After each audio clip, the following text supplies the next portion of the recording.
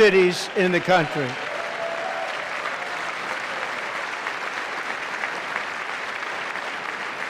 And this year, and I must say I got them both.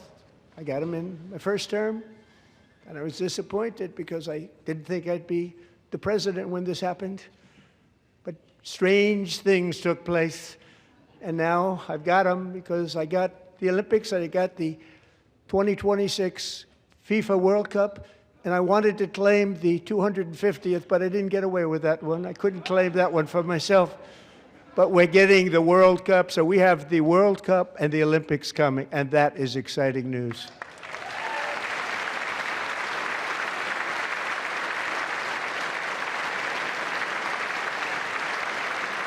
So this will be a year to celebrate our country and the heroes who have kept it free. Men like Buddy Taggart. At age 17, Buddy volunteered to defend America in World War II, serving in the Pacific under the great General Douglas MacArthur. He fought bravely in the famous Battle of Manila, worked so hard. He was badly wounded and almost killed by enemy machine guns in Luzon. And 81 years ago this month, he liberated the largest internment camp in the Philippines, one of the largest anywhere in the world. But he earned many honors, including a Purple Heart and a Bronze Star, came home, started a family, and tonight he is in the gallery looking forward to July 4th, 2026, his 100th birthday.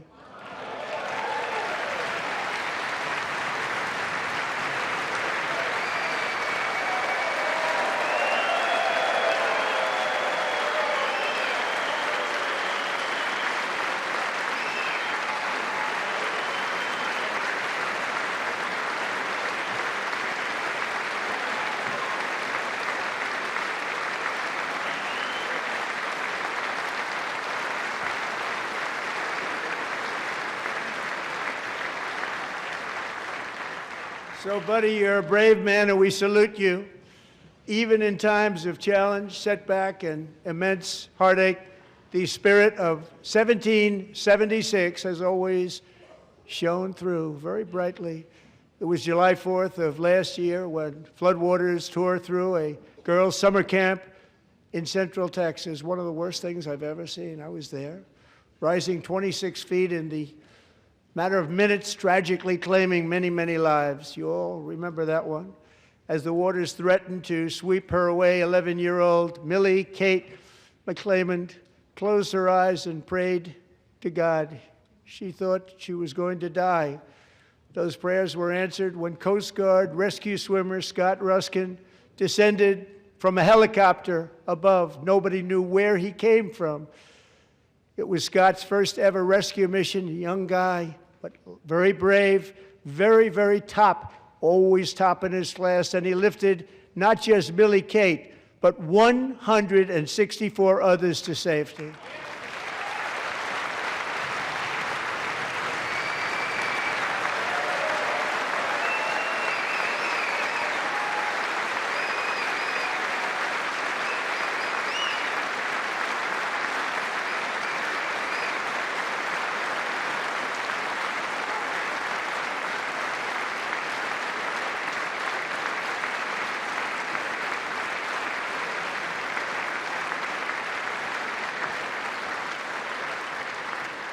People watched Scott from a distance, and they couldn't believe what they were seeing. The winds were blowing, the rain was pouring, everything was going, and that rapid water, nobody's ever seen anything like it. They said, wow, that's something.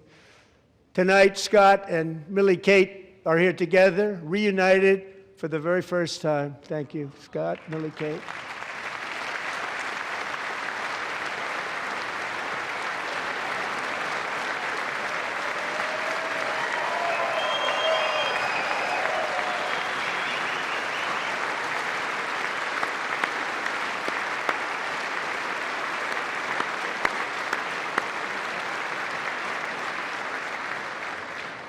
And Petty Officer Ruskin, I'm pleased to inform you that I am now awarding you the Legion of Merit for extraordinary heroism, which is what it was, extraordinary heroism. Thank you.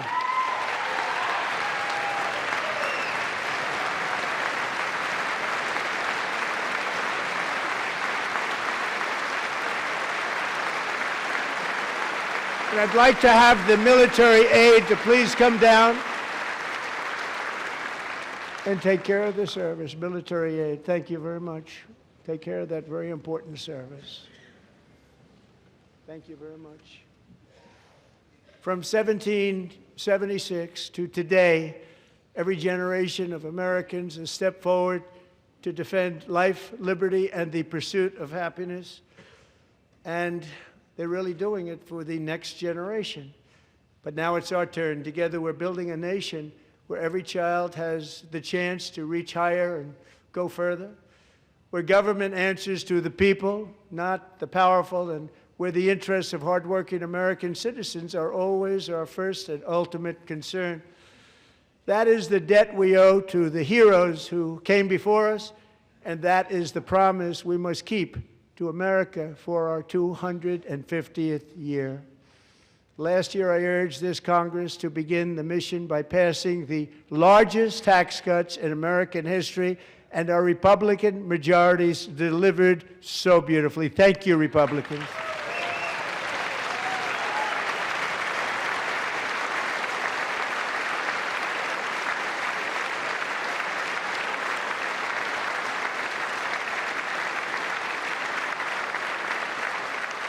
All Democrats, every single one of them, voted against these really important and very necessary massive tax cuts.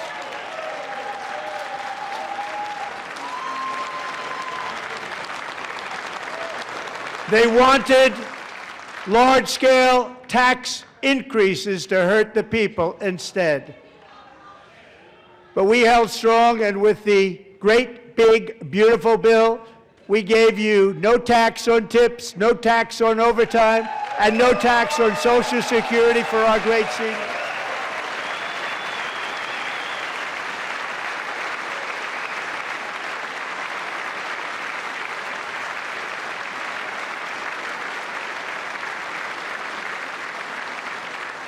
And we also made interest on auto loans tax deductible the first time, but only if the car is made in America.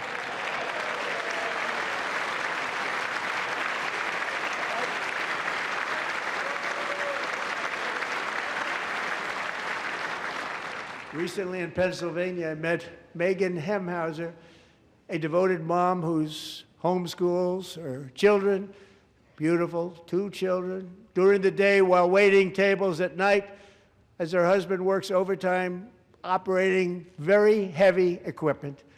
Megan is here this evening, and she's happy to tell you that she is so much richer because with no tax on tips, no tax on overtime, and our expanded child tax credit done again by Republicans, Megan and her husband will take home more than $5,000 extra just for the year, cutting her tax bill in more than half.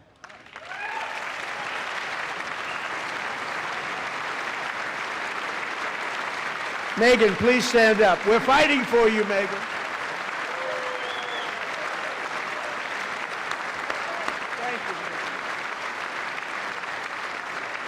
Thank you, Megan. We're fighting for you, Megan.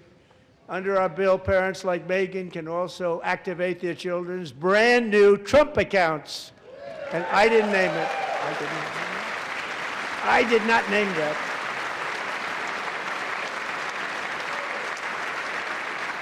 Nobody believes me, but I did not name it. It was named by a very tall man sitting right there in the 3rd row.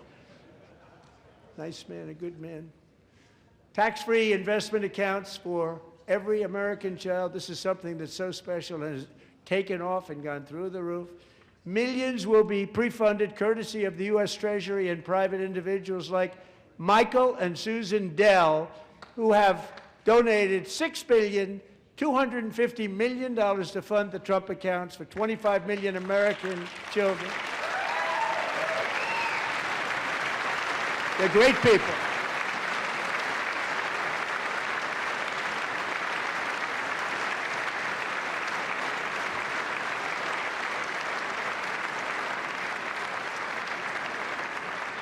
When I asked Michael Dell, how do you make all that money? He said, well, I just sat on my dorm in school and I made computers, and I'd sell them to people.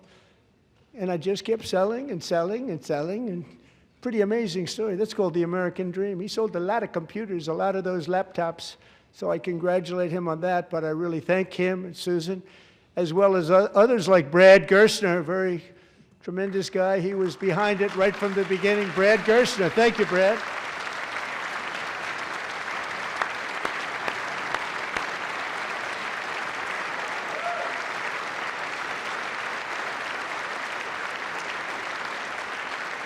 So with modest additional contributions, these young people's accounts could grow to over $100,000 or more by the time they turn 18. Think of it, how much money is that for somebody that started with nothing?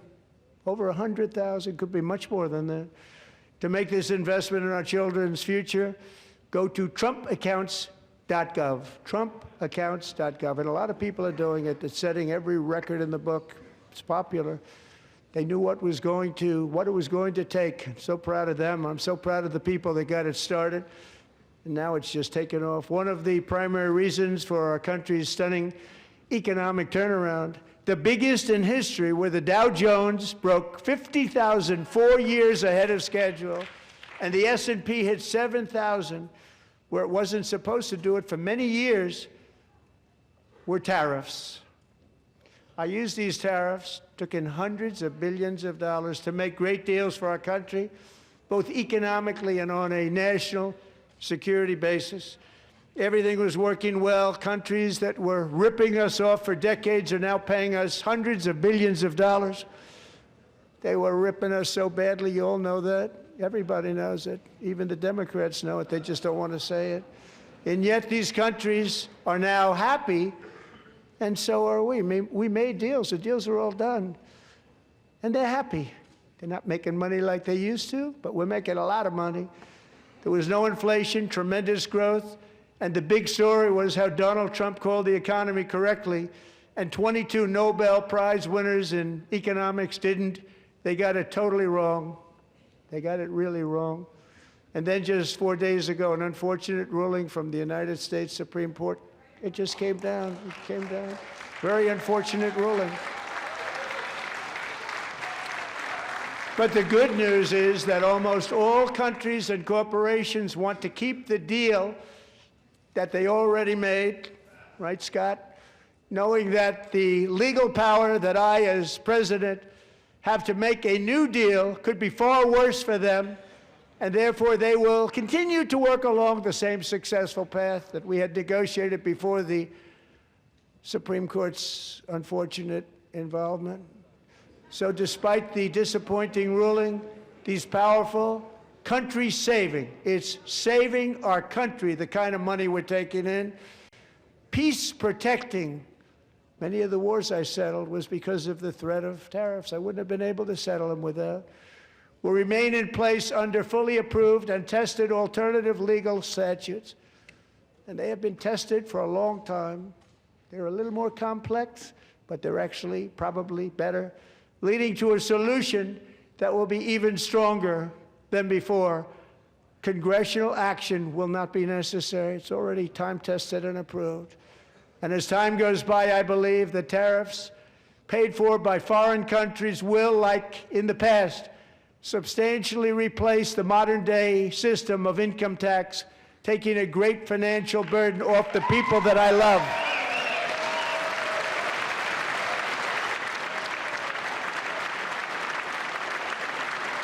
Right?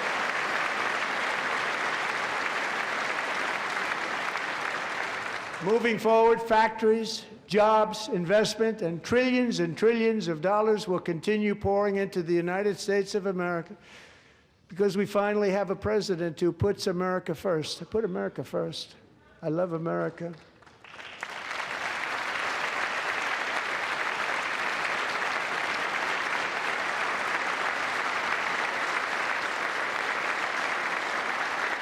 For decades before I came along, we had the exact opposite. From trade to healthcare, from energy to immigration, everything was stolen and rigged in order to drain the wealth out of the productive, hardworking people who make our country great, who make our country run. Under Biden and his corrupt partners in Congress and beyond, it reached a breaking point with the Green New scam, open borders for everyone. They poured in by the millions and millions from prisons, from mental institutions. They were murderers, 11,888 murders. They came into our country. You allowed that to happen. And record-setting inflation that cost the typical family $34,000 in just a speck of time. Now the same people in this chamber who voted for those disasters suddenly use the word affordability, a word, they just used it. Somebody gave it to them, knowing full well that they caused and created the increased prices that all of our citizens had to endure. You caused that problem. You caused that problem.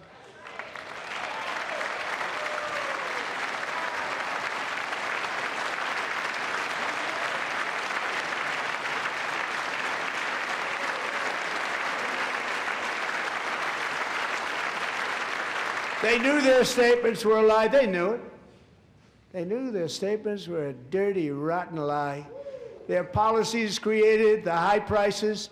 Our policies are rapidly ending them. We are doing really well. Those prices are plummeting downward.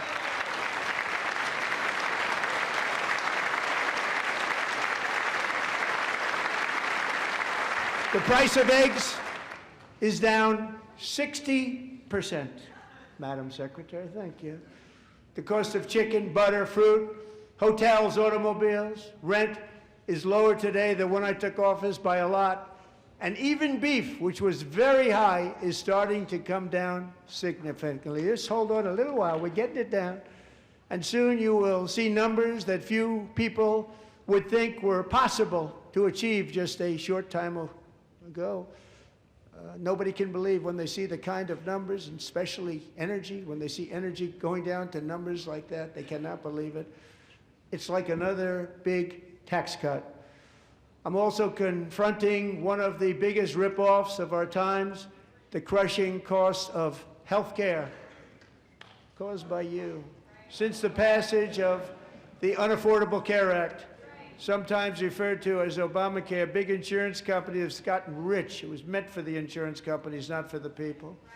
With our government giving them hundreds and hundreds of billions of dollars a year as their stock prices soared 1,000, 1,200, 1,400, and even 1,700%, like nothing else. That's why I introduced the great health care plan. I want to stop all payments to big insurance companies and instead give that money directly to the people so they can buy their own health care, which will be better health care at a much lower cost.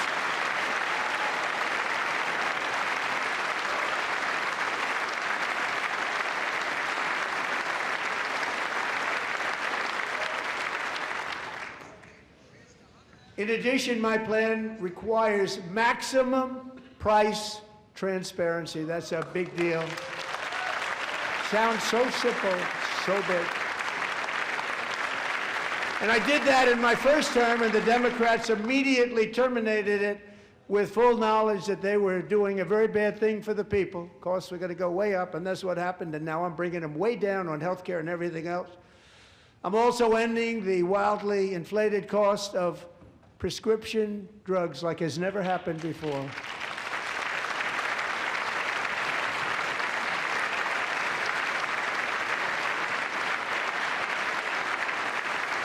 Other presidents tried to do it, but they never could. They tried.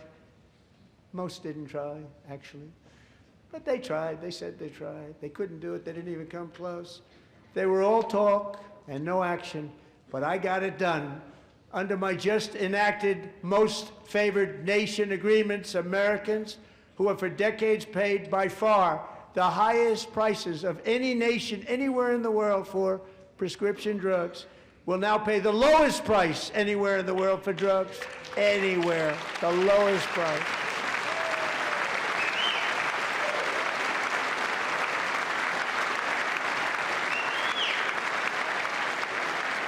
So in my first year of the second term, should be my third term, But strange things happen. I took prescription drugs, a very big part of healthcare, from the highest price in the entire world to the lowest. That's a big achievement. The result is price differences of 300, 400, 500, 600% and more, all available right now at a new website called TrumpRx.gov. And I didn't name that one either, by the way.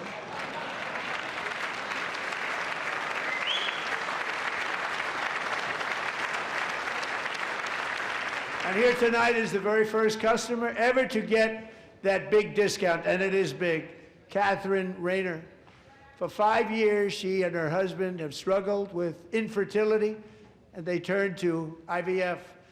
One drug has been costing Catherine $4,000 to purchase, but a few weeks ago, she logged onto the TrumpRx website and got that same drug that cost $4,000, got it for under $500. A reduction of much more, actually, than $3,500. Catherine, we are all praying for you, and you're going to be a great mom.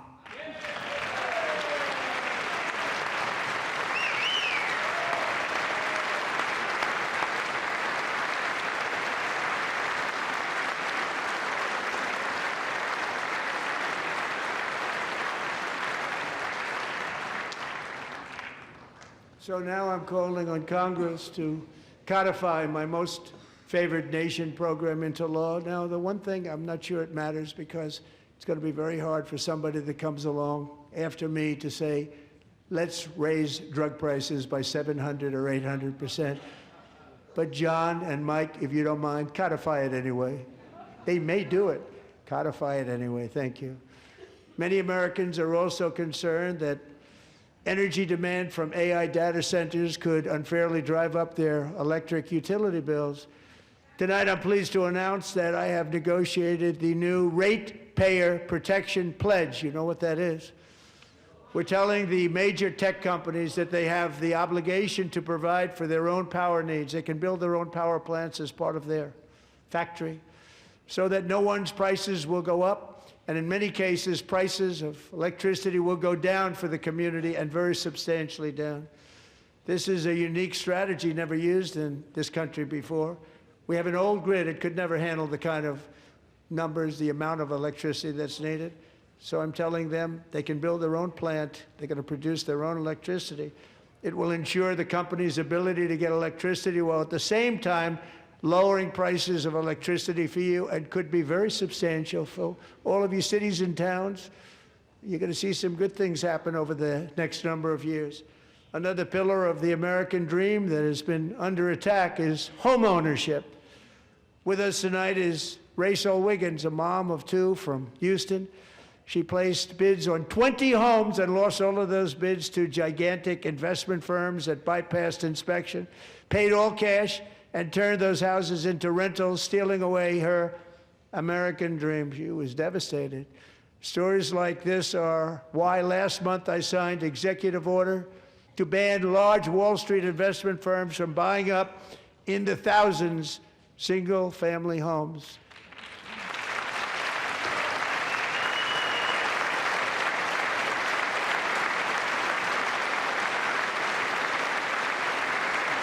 And now I'm asking Congress to make that ban permanent, because homes for people, really, that's what we want. We want homes for people, not for corporations. Corporations are doing just fine. Rachel, thank you very much. Good luck with your home. You'll get one soon.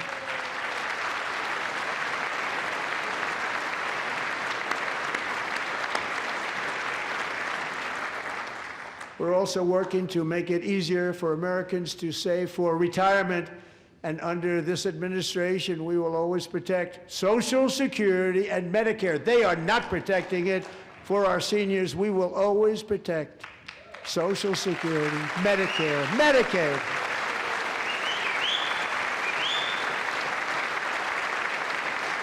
Since I took office, the typical 401k balance is up by at least $30,000. That's a lot of money. We have millions and millions of people, because the stock market has done so well, setting all those records. Your 401ks are way up. Yet half of all of working Americans still do not have access to a retirement plan with matching contributions from an employer. To remedy this gross disparity, I'm announcing that next year my administration will give these often forgotten American workers, great people, the people that built our country, access to the same type of retirement plan offered to every federal worker. We will match your contribution with up to $1,000 each year. As we ensure that all Americans can profit from a rising stock market, let's also ensure that members of Congress cannot corruptly profit from using insider information.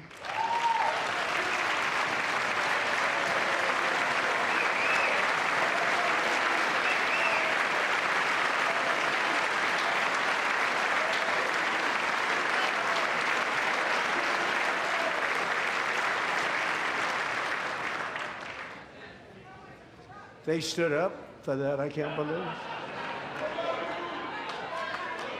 I can't believe it. Did Nancy Pelosi stand up if she's here? Doubt it. Pass the Stop Insider Trading Act without delay.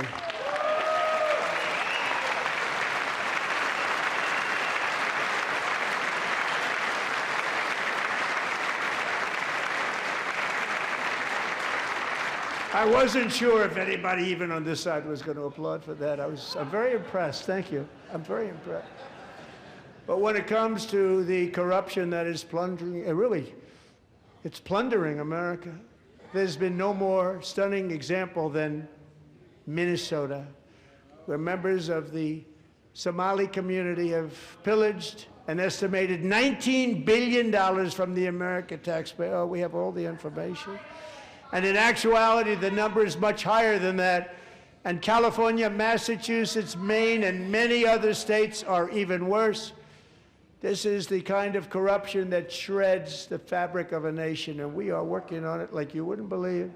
So tonight, although started 4 months ago, I am officially announcing the war on fraud to be led by our great Vice President, J.D. Vance.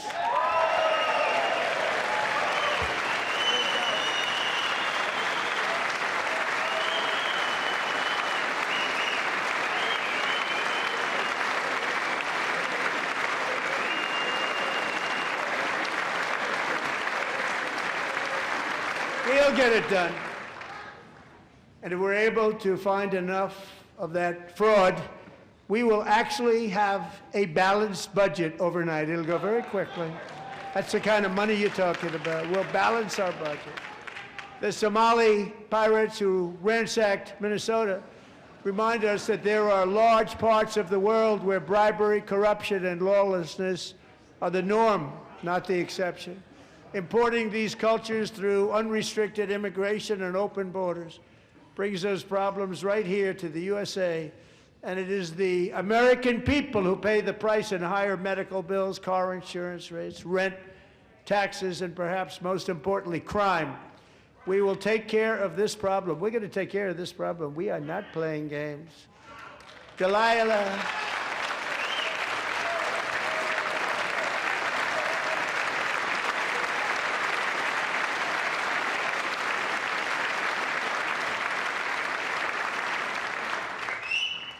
Delilah Coleman was only 5 years old in June 2024 when a 18-wheel tractor trailer plowed into her stopped car traveling at 60 miles an hour or more.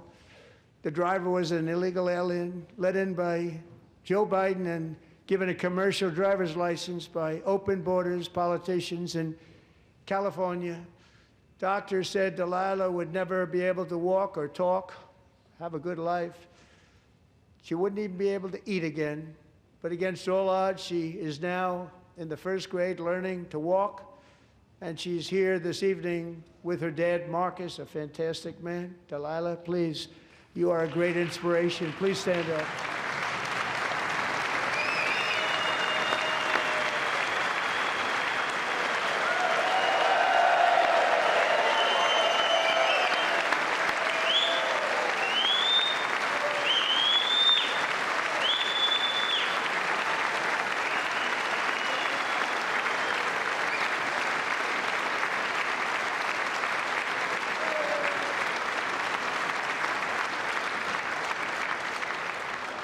Thank you, Delilah.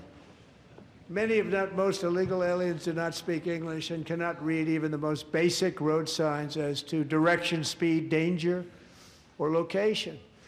That's why tonight I'm calling on Congress to pass what we will call the Delilah Law, barring any state from granting commercial driver's licenses to illegal aliens.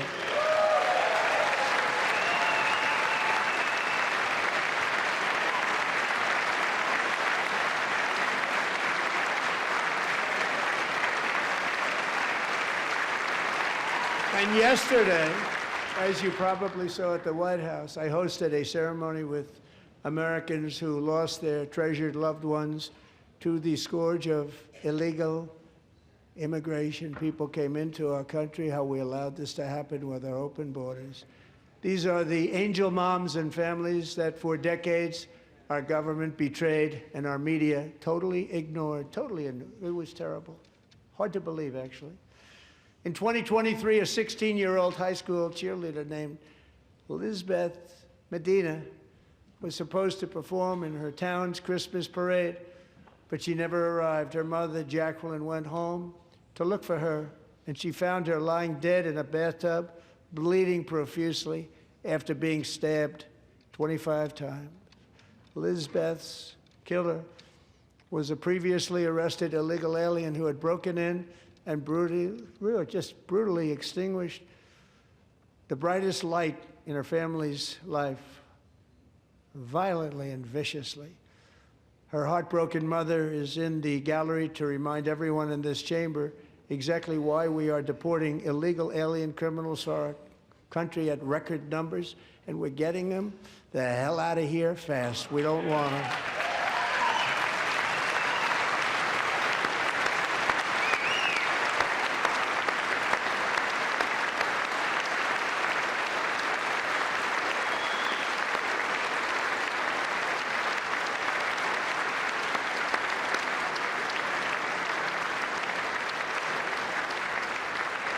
Thank you very much, Jacqueline. Thank you.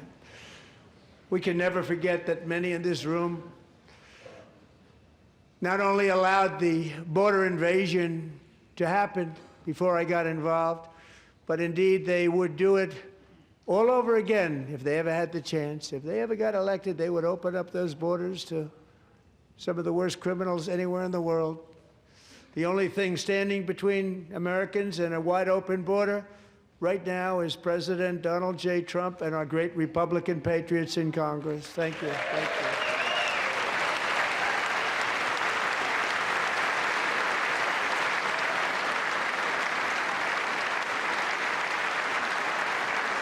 As we speak, Democrats in this chamber have cut off all funding for the Department of Homeland Security. It's all cut off. It's all cut off. They have instituted another Democrat shutdown, the first one costing us 2 points on GDP. 2 points we lost on GDP, which probably made them quite happy, actually. Now they have closed the agency responsible for protecting Americans from terrorists and murderers. Tonight I'm demanding the full and immediate restoration of all funding for the border security, homeland security of the United States, and also for helping people clean up their snow. We have no money because of the Democrats, and it would be nice, we'd love to give you a hand at cleaning it up, but you gave no money. Nobody's getting paid. It's a shame. So you have to think about it. We have, in case you didn't know, a pretty large snowstorm out there. One of the great things about the State of the Union is how it gives Americans the chance to see clearly what their representatives really believe. So tonight I'm inviting every legislator to join with my administration in reaffirming a fundamental principle. If you agree with this statement, then stand up and show your support. The first duty of the American government is to protect American citizens, not illegal aliens.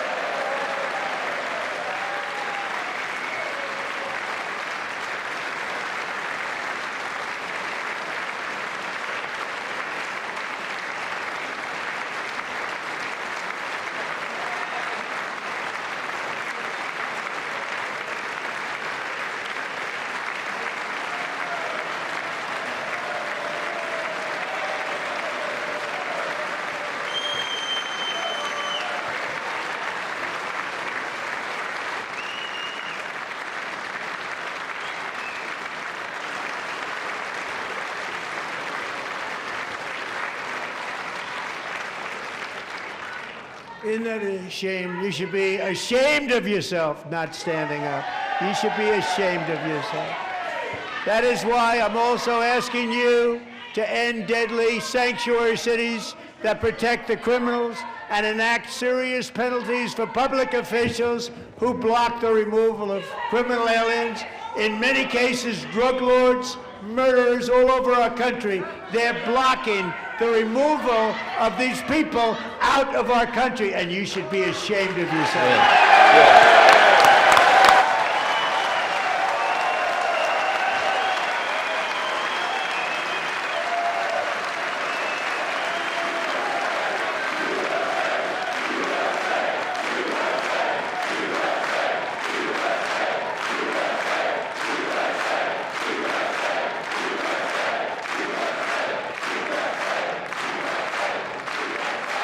And perhaps most importantly, I'm asking you to approve the Save America Act.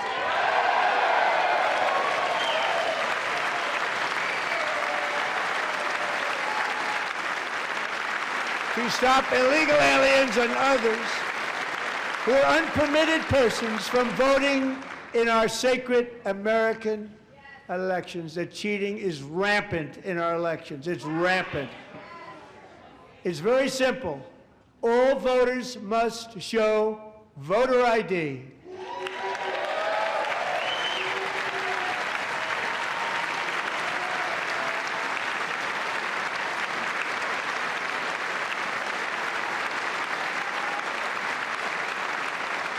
All voters must show proof of citizenship in order to vote.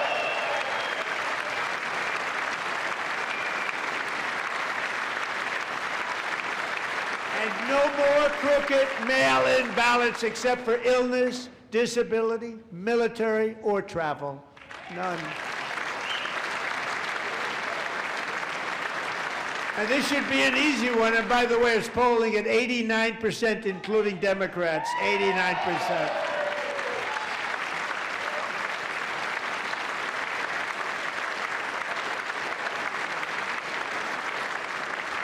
And even the new communist mayor of New York City, I think he's a nice guy, actually. Speak to him a lot.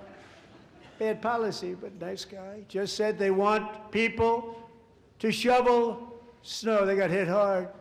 Wants them to shovel snow, but if you apply for that job, you need to show 2 original forms of ID and a Social Security card. Yet they don't want identification for the greatest privilege of them all, voting in America. No, it's no good. No good. Both Republicans and Democrats overwhelmingly agree on the policy that we just enunciated. And Congress should unite and enact this common sense, country-saving legislation right now, and it should be before anything else happens.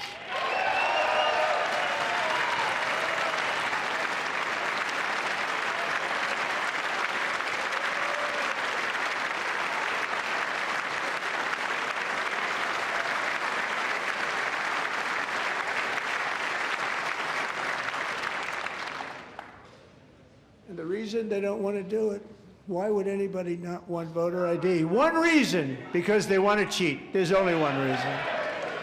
They make up all excuses. They say it's racist. They come up with things, you almost say, what imagination they have. They want to cheat, they have cheated, and their policy is so bad that the only way they can get elected is to cheat. And we're going to stop it. We have to stop it, John.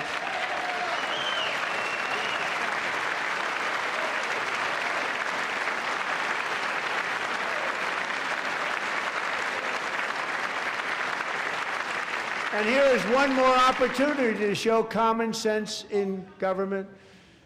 In the gallery tonight are Sage Blair and her mother, Michelle. In 2021, Sage was 14 when school officials in Virginia sought to socially transition her to a new gender, treating her as a boy and hiding it from her parents. Hard to believe, isn't it? Before long, a confused Sage ran away from home after she was found in a horrific situation in Maryland A left-wing judge refused to return Sage to her parents because they did not immediately state that their daughter was their son. Sage was thrown into an all-boys state home and suffered terribly for a long time. But today, all of that is behind them because Sage is a proud and wonderful young woman with a full-ride scholarship to Liberty University. Sage and Michelle, please stand up.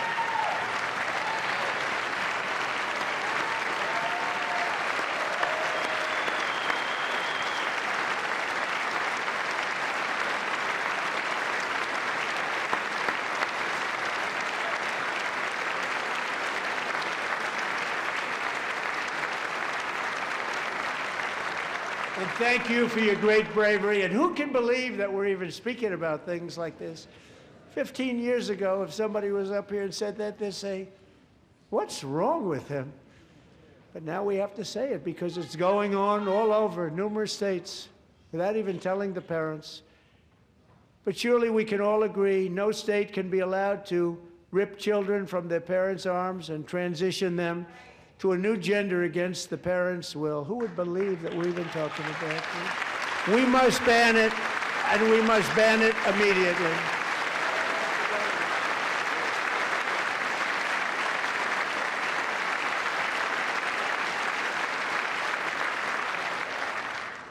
Look, nobody stands up. These people are crazy, I'm telling you. They're crazy.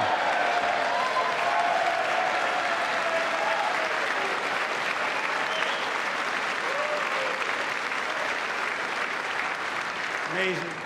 Gentlemen. Boy, oh boy.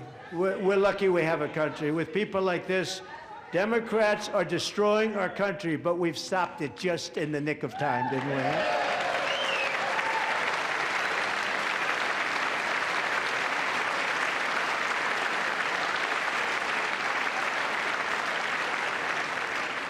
No one cares more about protecting America's youth than our wonderful First Lady, now a movie star. She's a movie star. Can you believe it? Who would have believed that? Over the past year, she has had an incredible impact championing AI legislation, advancing a landmark executive order on foster care, and helping secure $30 million to launch the Melania Trump Foster Youth to Independence Initiative. It's a tremendous, really a tremendous thing that happened and had a lot of bipartisan support. She gets much better bipartisan support than I do. I get none, she gets a lot. Someday you're gonna have to tell me how you did that. And students and educators in every state have joined the First Lady's efforts in the presidential AI challenge, keeping America's next generation positioned to succeed and strongly succeed in the future. Tonight, we welcome two young people whose lives reflect the First Lady's impact, Sierra Burns and Everest Nevermont. Thank you both, and Melania, thank you. I know how hard you worked on it. Thank you very much.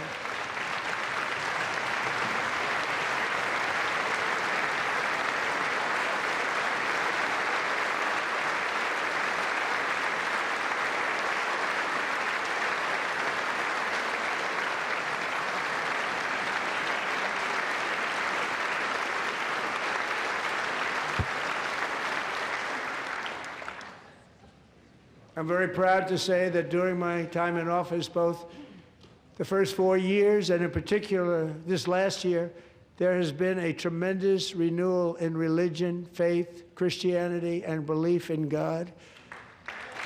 Tremendous renewal.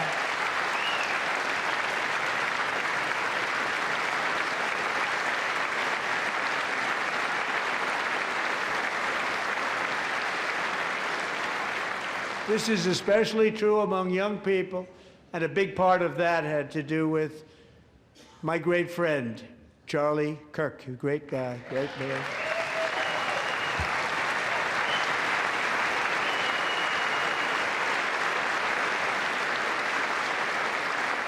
So last year, Charlie was violently murdered by an assassin and martyred, really martyred for his beliefs. His wonderful wife, Erica, is with us tonight. Erica, please stand.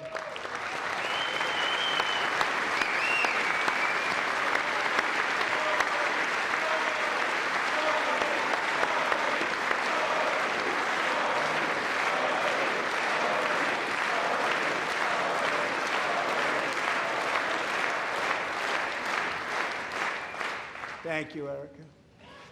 Been through a lot.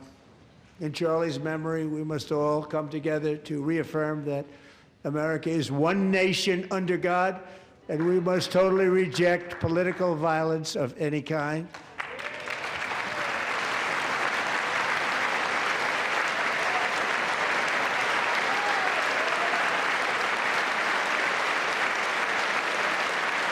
We love religion, and we love bringing it back, and it's coming back at levels that nobody actually thought possible. It's really a beautiful thing to see. Above all, unleashing America's promise requires keeping our communities safe. We have made incredible strides, yet dangerous repeat offenders continue to be released by pro-crime Democrat politicians again and again. We are honored to be joined tonight by a woman who's been through hell, Anya Zuretska. In 2022, she and her beautiful daughter, so beautiful, what a beautiful young woman, Irina, fled war-torn Ukraine to live with relatives near Charlotte, North Carolina. And by the way, what's going on with Charlotte? Last summer, 23-year-old Irina was riding home on the train when a deranged monster who had been arrested over a dozen times and was released through no cash bail, stood up and viciously slashed a knife through her neck and body.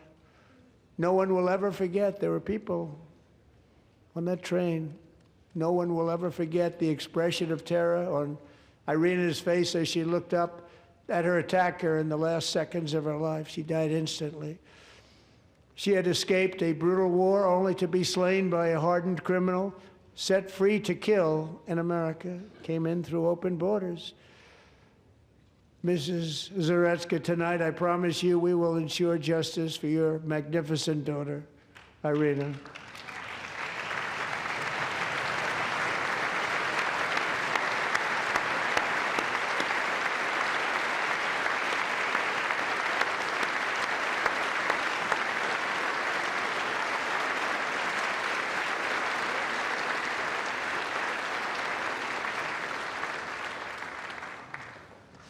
How do you not stand? How do you not stand? I'm asking this Congress to pass tough legislation to ensure that violent and dangerous repeat offenders are put behind bars, and importantly, that they stay there.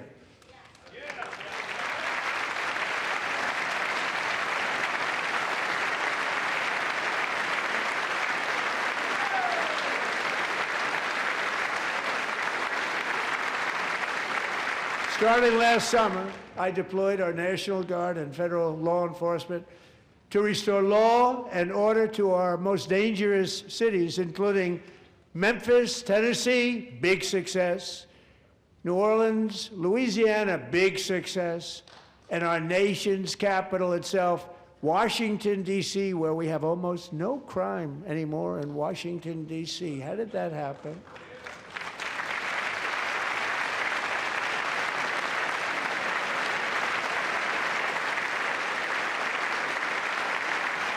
In fact, crime in Washington is now at the lowest level ever recorded, and murders in D.C. this January were down close to 100% from a year ago.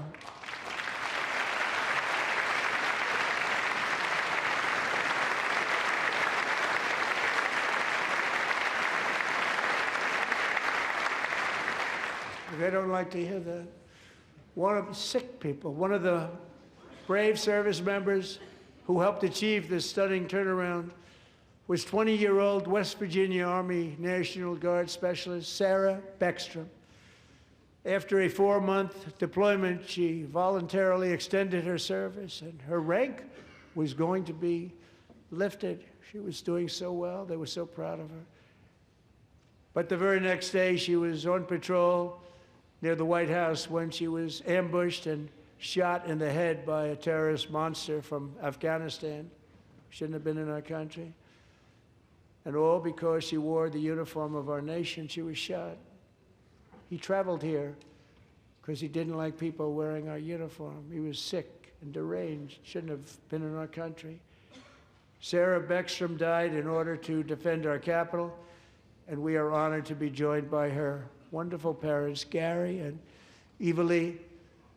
Your daughter was a true American patriot, and she will be greatly missed. She was a great person. I saw reports on her. They've never seen anything like it.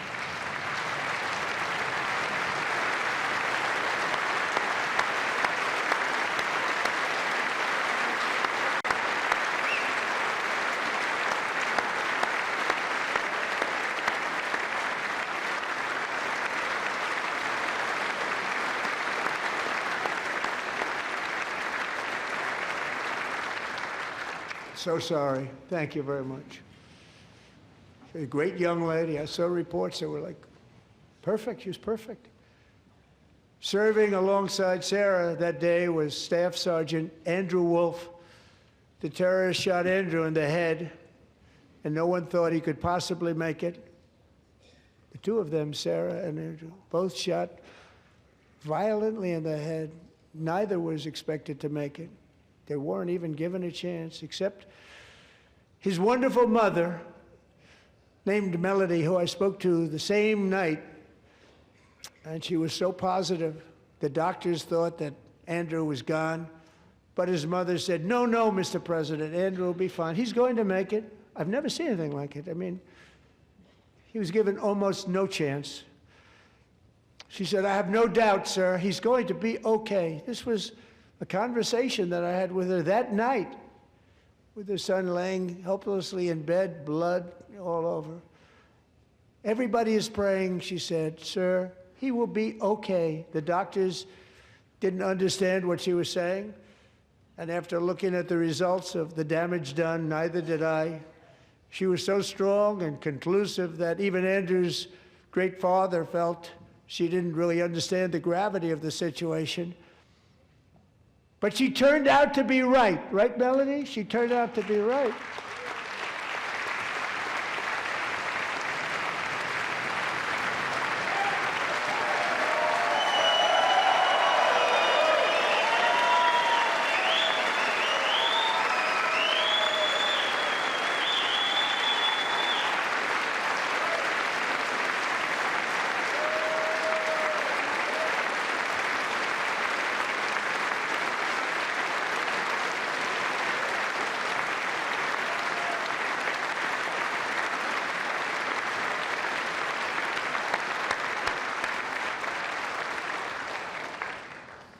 Amazing, actually.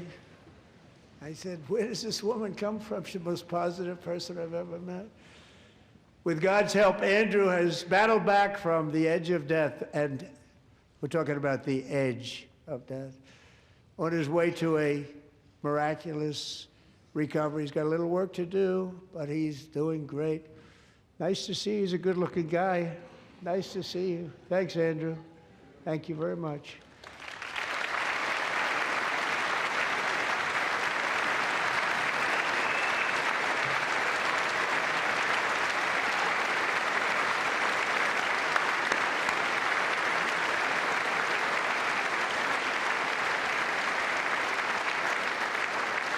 So, Andrew, while you're up, now I'm going to ask a highly respected General James Seward to present Staff Sergeant Andrew Wolf and the great family of Sarah Beckstrom with the award created by our late, great President George Washington himself. It's called the Purple Heart.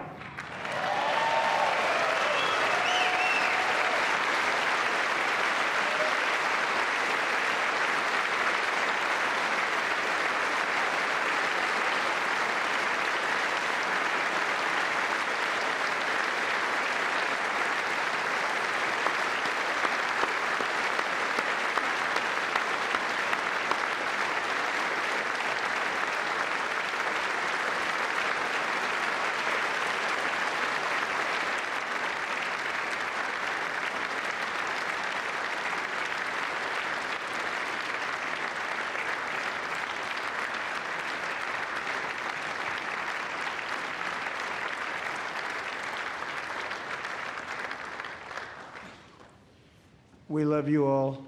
Love you. We're proudly restoring safety for Americans at home, and we are also restoring security for Americans abroad. Our country has never been stronger. In my first 10 months, I ended 8 wars, including Cambodia. Isn't it funny? Sick people.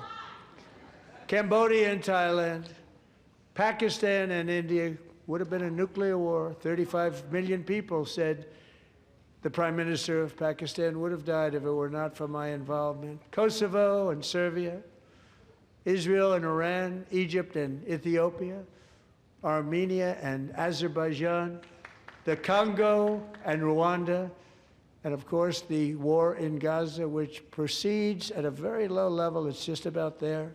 And I want to thank Steve Witkoff and Jared Kushner for your help. Thank you, Steve. Thank you, Jared.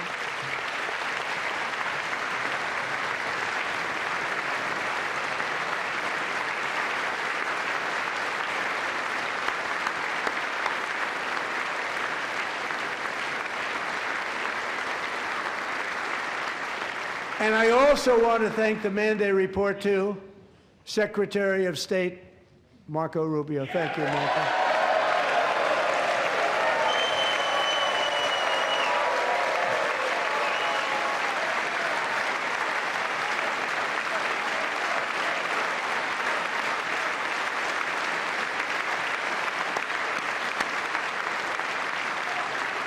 People don't like you.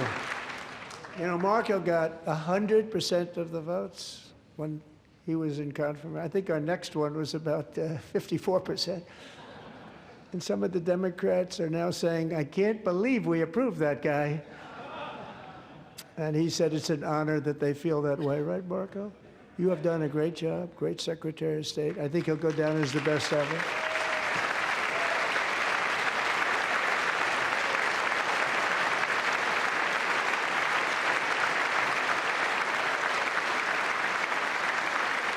Under the ceasefire I negotiated, every single hostage, both living and dead, has been returned home. Can you believe that?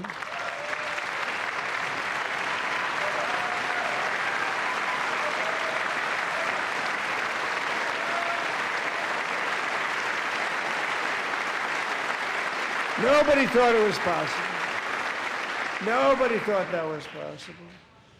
Both living and dead. And those parents who had a dead son, their boy, they'd always tell me their boy, they wanted him as much as though he were living. That was an amazing period of time. And they came back, and when we got all of the living hostages back, and many, many before them, but I always said those last 20 are going to be very tough, but we got many, many more, hundreds. But I said those last 20 are going to be tough. We got them back. But we only got back 14 or 15 of the dead, of the 28. And believe it or not, Hamas worked along with Israel, and they dug, and they dug, and they dug. It's a tough thing to do, going through bodies all over, passing up 100 bodies sometimes for each one that they found. Tough job. And they finally got it back to 27. And then Steve and Jared, they got it back to 28. They found all 28. Nobody thought that was possible, but we did it. And I remember the family of the 28th.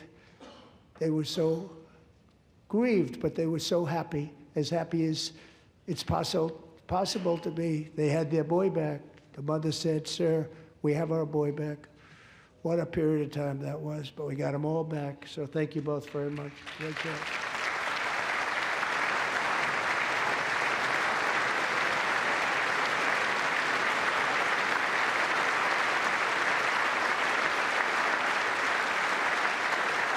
And we're working very hard to end the 9th war, the killing and slaughter between Russia and Ukraine, where 25,000 soldiers are dying each and every month. Think of that, 25,000 soldiers are dying a month. A war which would have never happened if I were president, would have never happened. As president, I will make peace wherever I can, but I will never hesitate to confront threats to America wherever we must. That's why in a breakthrough operation last June, the United States military obliterated Iran's nuclear weapons program with an attack on Iranian soil known as Operation Midnight Hammer.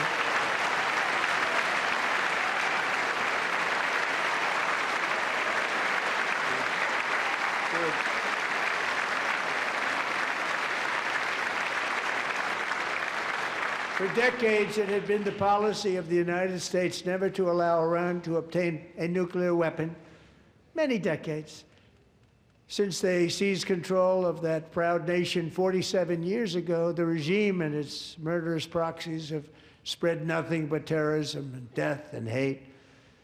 They've killed and maimed thousands of American service members and hundreds of thousands and even millions of people with what's called roadside bombs. They were the kings of the roadside bomb. And we took out Soleimani. I did that during my first term. Had a huge impact.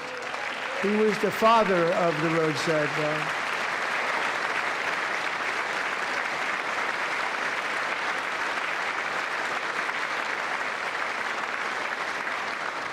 And just over the last couple of months with the protests, they've killed at least, it looks like 32,000 protesters, 32,000 protesters in their own country. They shot them and hung them. We stopped them from hanging a lot of them with the threat of serious violence. But this is some terrible people. They've already developed missiles that can threaten Europe and our bases overseas, and they're working to build missiles that will soon reach the United States of America. After Midnight Hammer, they were warned to make no future attempts to rebuild their weapons program, and in particular, nuclear weapons. Yet they continue, starting it all over. We wiped it out, and they want to start all over again, and are at this moment again pursuing their sinister ambitions. We are in negotiations with them. They want to make a deal, but we haven't heard those secret words. We will never have a nuclear weapon. My preference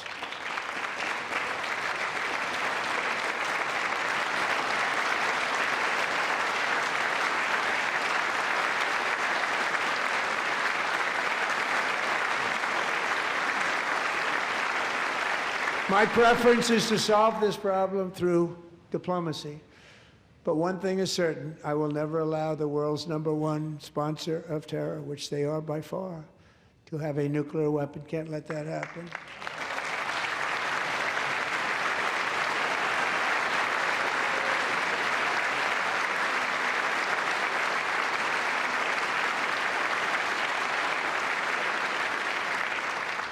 And no nation should ever doubt America's resolve. We have the most powerful military on earth. I rebuilt the military in my first term. We're going to continue to do so. Also, we just approved a $1 trillion budget. We have no choice. We have to be strong, because hopefully we will seldom have to use this great power that we built together. It's really called peace through strength, and it's been very, very effective.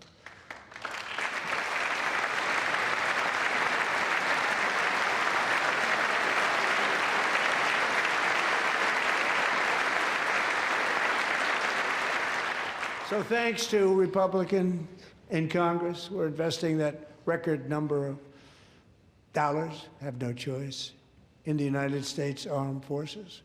Also creating a lot of jobs, but we're not even doing it for that reason. Because as I said, we have more jobs, more people working today than ever before in the history of our country. And NATO countries are friends and allies. They are. They're our friends and they're our allies. Have just agreed, at my very strong request, to pay 5% of GDP for military defense rather than the 2%, which they weren't paying. We were paying for almost all of NATO. Now they're paying 5 as opposed to not paying 3.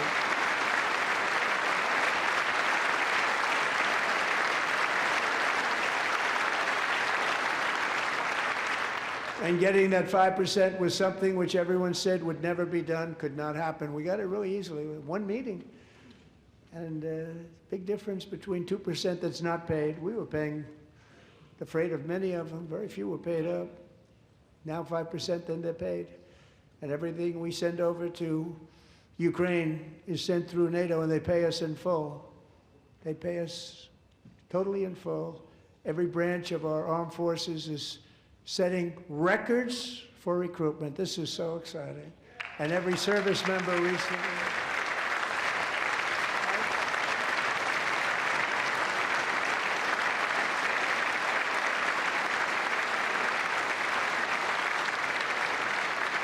And every service member recently received a warrior dividend of $1,776.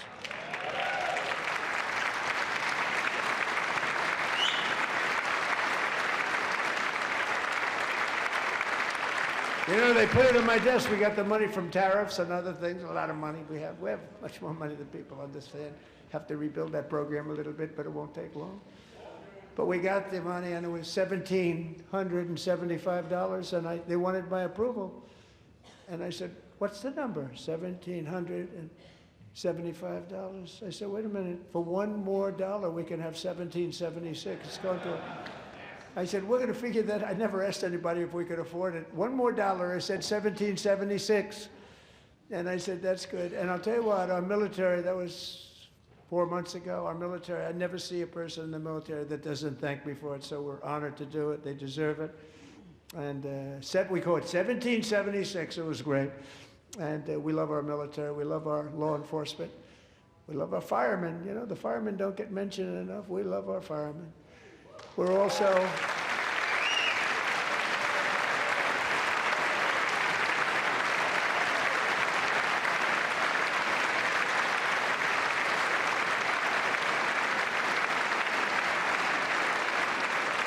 We're also restoring American security and dominance in the Western Hemisphere, acting to secure our national interests and defend our country from violence, drugs, terrorism, and foreign interference. For years, large swaths of territory in our region, including large parts of Mexico, really large parts of Mexico, have been controlled by murderous drug cartels. That's why I designated these cartels as foreign terrorist organizations, and I declared illicit fentanyl as a weapon of mass destruction.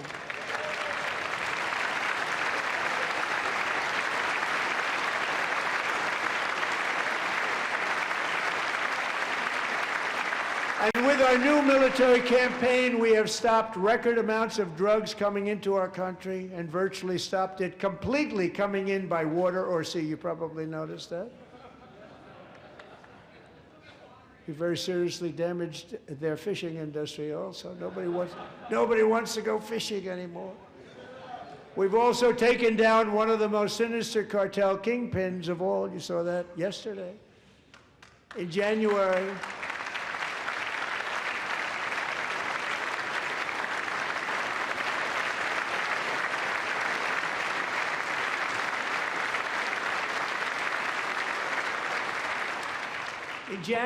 elite American warriors carried out one of the most complex, spectacular feats of military competence and power in world history. No one's seen anything like it. Foreign leaders, I won't tell you who, called me and they said, very impressive, very impressive. They couldn't believe, they all watched, they saw what happened. This is a different fighting force than we had years ago when we fought to tie. You know, it's a great fighting force. I'm so proud of it. Look at Space Force. Space Force is my baby, because we did that. My baby is becoming so important.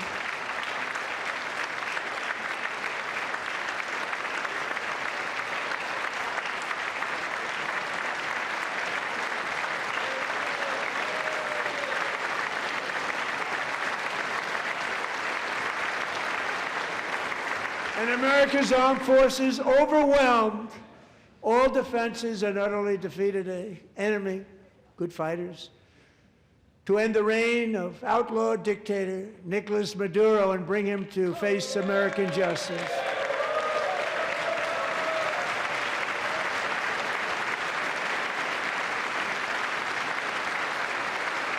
And this was an absolutely colossal victory for the security of the United States, and it also opens up a bright new beginning for the people of Venezuela. We're working closely with the new president of Venezuela, Delcy Rodriguez, to unleash extraordinary economic gains for both of our countries and to bring new hope to those who have suffered so terribly. They really did suffer. With us tonight is Alejandro Gonzalez. She grew up in a tight-knit Venezuelan family and was especially close to her beloved uncle Enrique. But after Enrique ran for office and opposed Maduro, he was kidnapped by Maduro's security forces and thrown into the regime's really infamous prison in Caracas. Alejandro feared she would never see her uncle again. She feared for her own life also.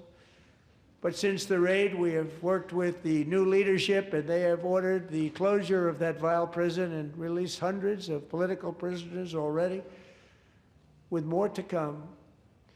Alejandro, I'm pleased to inform you that not only has your uncle been released, but he is here tonight. We brought him over to celebrate his freedom with you in person. Enrique, please come down.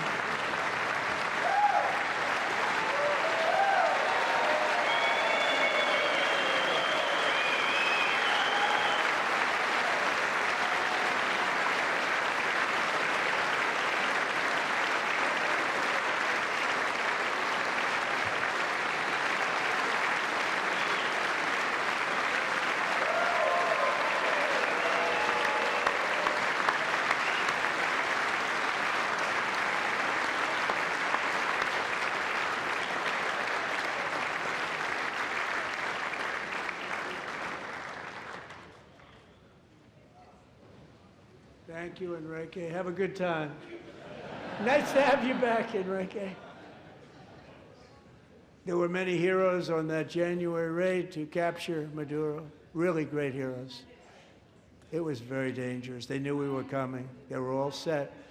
But the deeds of one warrior that night will live forever in the eternal chronicles of military valor.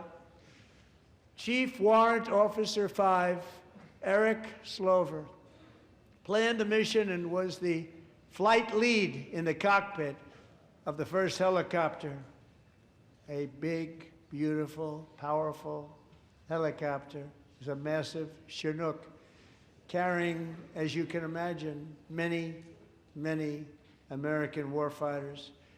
Wearing the dog tags his wife Amy had blessed with holy water before he left. She knew it was going to be a rough one. Eric steered the Chinook under the cover of night and descended swiftly upon Maduro's heavily protected military fortress. This was a major military installation, protected by thousands of soldiers and guarded by Russian and Chinese military technology. How did that work out? Not too good?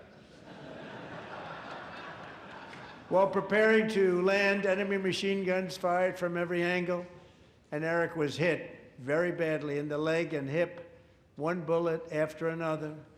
He absorbed 4 agonizing shots, shredding his leg into numerous pieces.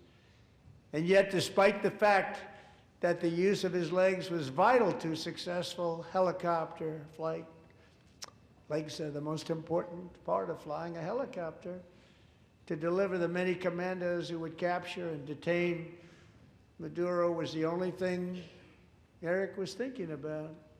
Then, even as he was gushing blood, which was flowing back down the aisle, helicopter lands at a steep angle. The machine guns stood right in front of him. They were right in front of him, 2 machine gunners who escaped the wrath of the previous planes. Eric maneuvered his helicopter with all of those lives and souls to face the enemy and let his gunners eliminate the threat. Turned the helicopter around so the gunners could take care of business, saving the lives of his fellow warriors from what could have been a catastrophic crash deep in enemy territory. Only after safely landing the helicopter with all the warriors aboard in the exact right spot, which was vital to the mission, we probably would have had to maybe cancel the mission if that didn't happen. Eric told his co-pilot, also wounded but not as gravely, to take over. I'm about ready to pass out. The success of the entire mission and the lives of his fellow warriors hinge on Eric's ability to take the searing pain. It was unbelievable what's happened to his legs of the bullets and keep on flying and landing and People knew what was happening. Everybody in the back of the helicopter knew because they saw the blood pouring down the aisle. Chief Warrant Officer Slover is still recovering from his serious wounds, but I'm thrilled to say that he is here tonight with his wife, Amy, Eric, and Amy. Come on in.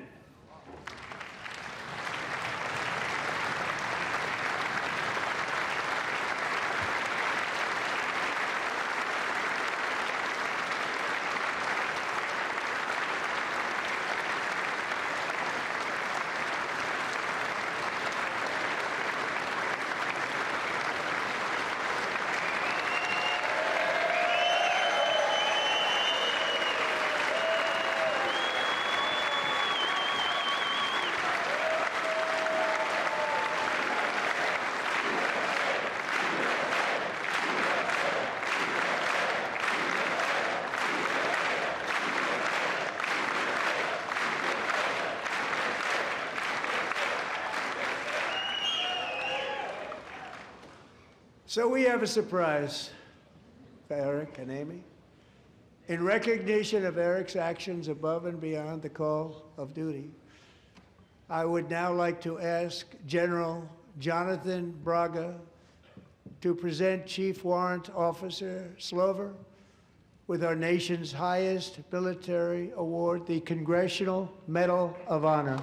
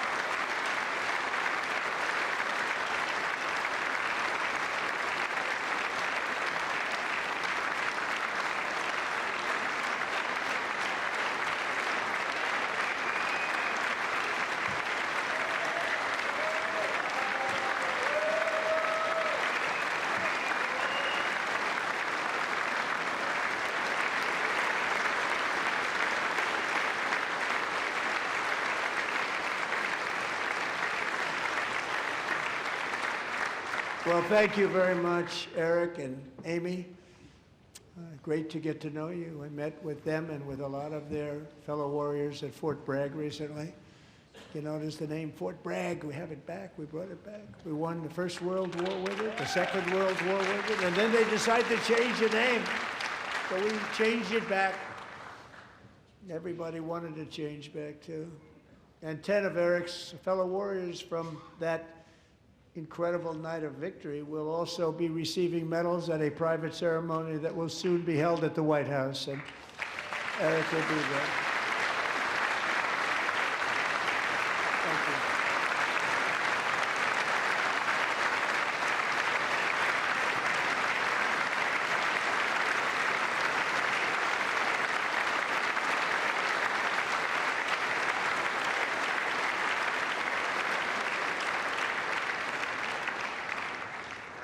Thank you, Eric. That's a big one. Tonight we've celebrated many truly extraordinary American patriots, but there is one last living legend to honor before we go. He is one more heroic American aviator, Navy fighter pilot. Royce Williams served in World War II, Korea, Vietnam, flying more than 220 missions. In the skies over Korea in 1952, Royce was in the dogfight of a lifetime, legendary dogfight. Flying through blizzard conditions, his squadron was ambushed by 7 Soviet fighter planes. It was his first aerial combat of the war, and despite being massively outnumbered and outgunned, Royce led the takedown of 4 enemy jets and almost destroyed the others, vanquishing his adversaries while taking 263 bullets to his own plane and being seriously hurt. His story was secret for over 50 years. He didn't even want to tell his wife, but the legend grew and grew. But tonight, at 100 years old, this brave Navy captain is finally getting the recognition he deserves. He was a legend long before this evening. Royce, please stand up, and I will ask the First Lady of the United States to present Captain Royce Williams with his Congressional Medal of Honor.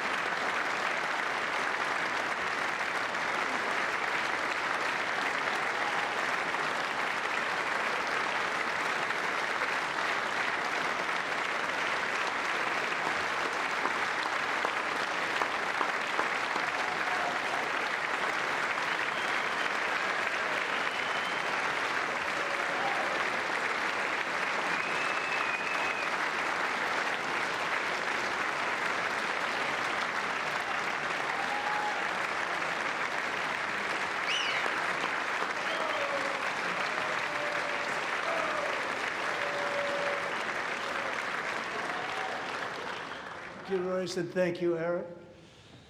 I've always wanted the Congressional Medal of Honor, but I was informed I'm not allowed to give it to myself, and I wouldn't know why I'd be taking it, but if they ever open up that law, I will be there with you someday. But you know, that's our highest honor, Congressional Medal of Honor, and that's a big thing, and it's an honor to be in the same room with you. Thank you both very much, Eric. Thank you.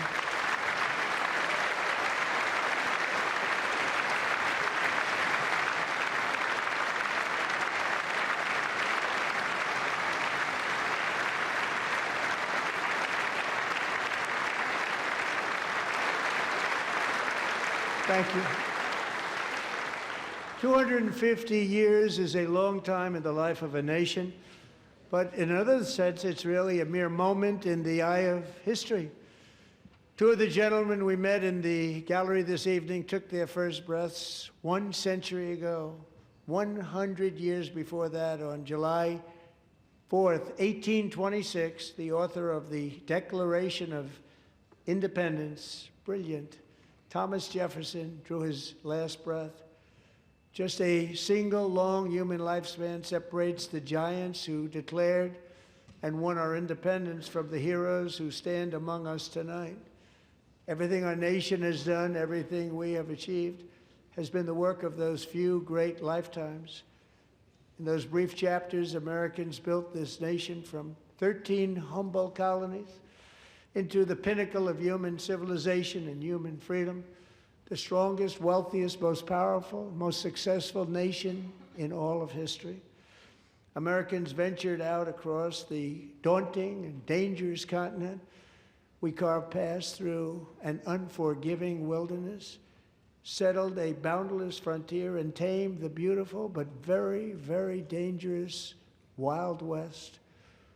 From empty marshes and wide open plains, we raised up the world's greatest cities.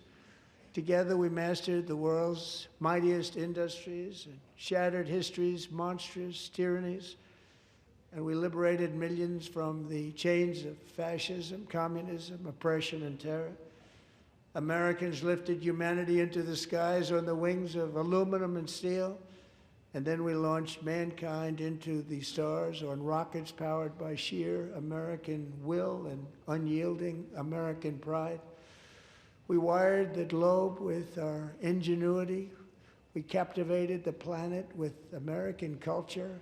And now we are pioneering the next great American breakthroughs that will change the entire world. All of this and so much more is the enduring legacy, unmatched glory of the hardworking patriots who built and defended this country and who still carry the hopes and freedoms on all of humanity's backs. For years they were forgotten, betrayed, and cast aside. But that great betrayal is over, and they will never be forgotten again. Because when the world needs courage, daring, vision, and inspiration, it is still turning to America. And when God needs a nation to work his miracles, he knows exactly who to ask. There is no challenge Americans cannot overcome, no frontier too vast for us to conquer, no dream too bold for us to chase, no horizon too distant for us to claim. For our destiny is written by the hand of providence, and these first 250 years were just the beginning. From the rugged border towns of Texas to the heartland villages of Michigan, from the sun-kissed shores of Florida to the endless fields of the Dakotas, and from the historic streets of Philadelphia to right here in our nation's capital, Washington, D.C., the golden age of America is upon us. The revolution that began in 1776 has not ended. It still continues because the flame of liberty and independence still burns in the heart of every American patriot. And our future will be bigger, better, brighter, bolder, and more glorious than ever before. Thank you, God bless you, and God bless America.